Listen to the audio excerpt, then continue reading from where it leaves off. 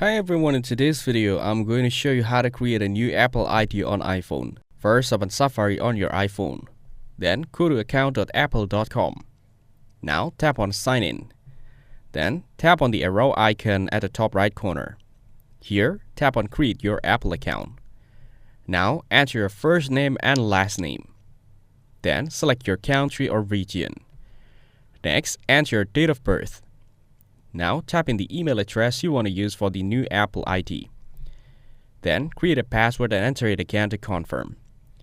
Now, select your country code and enter your phone number. Choose how you want to verify, by text message or phone call. Then, enter the characters you see in the image for security verification. Now, tap on Continue. You'll receive a verification code in the email you entered. Enter that code here. Then, tap Continue again. If you didn't get the code, you can resend it, choose a different number, or request a phone call.